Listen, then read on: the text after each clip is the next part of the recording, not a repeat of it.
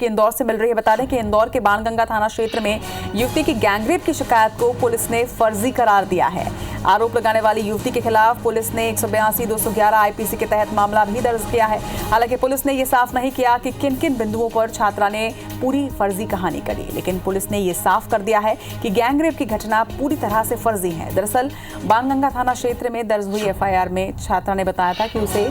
पाटनीपुरा से उसके परिचित युवक ने बहला फुसलाकर अपने साथ लेके गया और उसे नशीला पदार्थ खिलाया और उसके बाद उसके 5 साथियों ने छात्रा के साथ गैंगरेप की वारदात को अंजाम दिया। इतना ही नहीं, छात्रा ने अपने आरोपों में यह भी बताया था कि उस पर चाकू से कई वार किए गए। उसे बोरे में बंद कर रेलवे ट्रैक ले जाया गया, जहां घासलेट डालकर उसे जलाने की कोशिश भी की गई।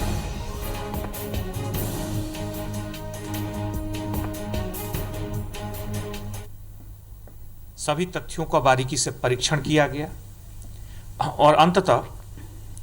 जो भी निष्कर्ष सामने आए हैं उस निष्कर्ष के बाद हम कह सकते हैं कि घटना सही नहीं पाई गई है। घटना में बहुत सारे तथ्य विरोधाभासी पाए गए हैं। और ज्यादा जानकारी के साथ हमारी सहयोगी शालिनी हाड़िया हमारे साथ जुड़ गए हैं। शालिनी, इंदौर में जिस गैंगरेप की घटना से पूरे इंदौर में सनसनी फैल गई थी, अब तथ्यों के आधार पर पुलिस ने इसे फर्जी करार दिया है, क्या अपडेट?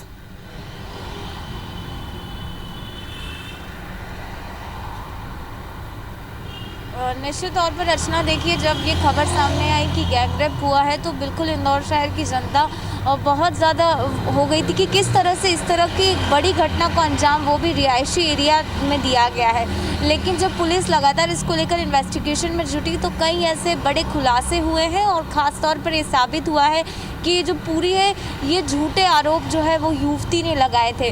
देखिए, फॉरेंसिक जांच और मेडिकल रिपोर्ट में जो तथ्य सामने आए हैं उसके हिसाब से युवती ने जितने भी जो आरोप लगाए हैं वो पूरी तरह से झूठे हैं। जब पूरे मामले को लेकर रिक्रिएशन किया तो उसमें मालूम पड़ा कि ऐसी कुछ किसी भी जो प्रूफ है वो नज़र नहीं आ रहे हैं, भले सीसीटीवी कैमरे की मदद से देखा जाए या युवती ने जो समय बताया था उस समय जो युवक था वो उसके घर में ही मौजूद था। ऐसे छोटे छोटे तथ्यों को जब पूरा इन्वेस्टिगेट किया गया तो पता चला कि युवती ने जो आरोप है वो झूठे लगाए हैं और गैंगरेप जैसी कोई भी वारदात जो है वो एक्चुअल में हुई ही नहीं है। देखिए, इसके साथ फॉरेंसिक साइंस ने जो रिपोर्ट तैयार की गई है उसमें भी खुलासा हुआ है। जो बोरे की वो जिक्र कर रही थी कि उसको रेलवे ट्रैक पर बोरे में बांध कर रखा गया था, वहाँ पर भी युवती का ऐसे कोई भी किसी भी तरह के तथ्य नहीं मिले हैं जिससे ये पता किया जा सके कि वाकई में युवती जो है वो बोरे के अंदर बंद थी। क्योंकि अगर ऐसा होता है तो बोरे के अंदर किसी न तरह का उसके बाल होते या कुछ भी होते, ऐसा कुछ भी सामने नहीं आया है। इसी के साथ जो उसका बॉडी पे रेशेस भी क्योंकि काफ़ी हार्म होता है, ऐसे किसी भी तरह के जो निशान है वो फिलहाल नहीं मिले हैं।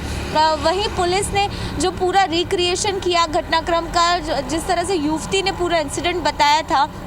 ऐसा कुछ भी जो प्रूफ है वो पुलिस के हाथ नहीं चले हैं। और सबसे बड़ी बात, युवती लगातार जो बार बार अपने बयानों में परिवर्तन कर रही थी, उसके बाद से ही लगातार पुलिस को इसको लेकर शंका भी थी कि क्या ये वाकई जो युवती आरोप लगा रही है वो क्या सच है। देखिए, पुलिस अभी और इसको लेकर जांच में जुटी है, लेकिन एक जो बड़ी बात सामने आई है कि ये जो युवती है ये केवल 18 वर्षीय है, बीकॉम की पढ़ाई कर रही है। इसके पहले भी इस युवती ने 2 युवकों के खिलाफ जो है छेड़खानी का मामला दर्ज किया था और उसकी अवेज में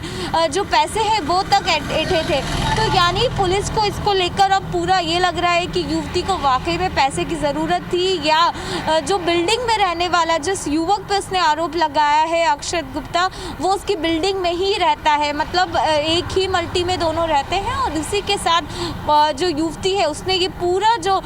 मामला है इसको दर्ज कराने की कोशिश की। हालांकि जांच में निश्चित तौर पर ये साफ हो चुका है, पुलिस अब इस पूरे मामले को लेकर खात्मा काटकर युवती के खिलाफ जो है अब प्रकरण दर्ज करेगी और इसके साथ ही युवती को हिरासत में लेकर अब और ज़्यादा पूछताछ की जाएगी, क्योंकि आज प्रॉपर खुलासा हो पाएगा। पुलिस इसको लेकर एक बड़ी कॉन्फ्रेंस भी करने वाली है, उसके बाद ही खुलासा हो पाएगा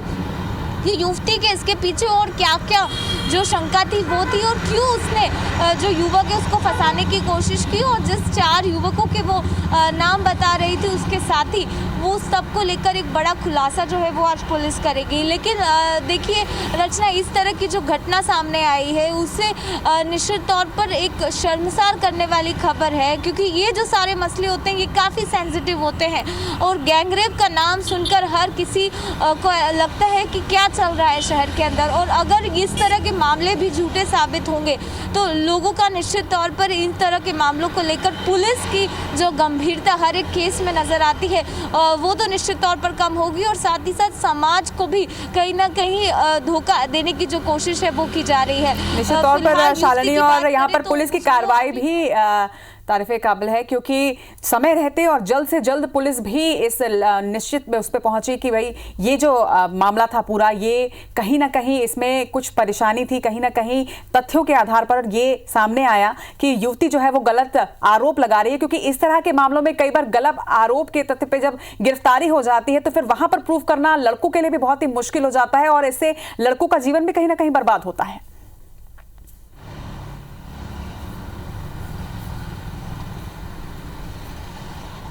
निश्चित तौर पर रचना, क्योंकि जब तक पुलिस को एविडेंस नहीं मिलेंगे, ये बहुत बेहतर पॉलिसी है पुलिस की कि जब तक तथ्य नहीं मिलेंगे जब तक उसको लेकर वो किसी भी तरह के निष्कर्ष पर नहीं निकलती है।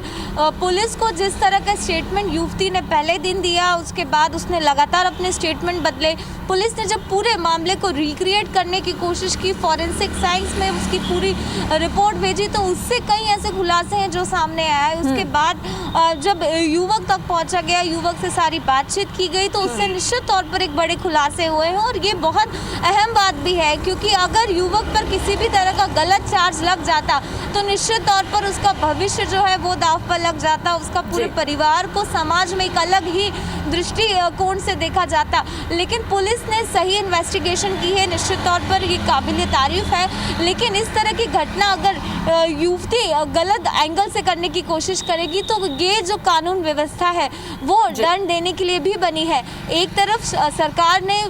निश्चित तौर पर गैंगरेप जैसे मामलों को लेकर ज़्यादा सेंसिटिव जोन अपनाया है, और इसी के साथ जो कार्रवाई है उसको तेज करने की जो मांग है वो की गई है। लेकिन अगर झूठे आरोप में झूठे सबूतों के आधार पर एक साजिश रचने की कोशिश की जाएगी तो उसी के तहत जो कार्रवाई है उसका जो भुगतान है वो भी करना पड़ेगा निश्चित तौर पर। चलिए शालिनी, एक खबर पर नजर बनाकर रखिएगा। तमाम जानकारी के लिए आपका बहुत बहुत शुक्रिया।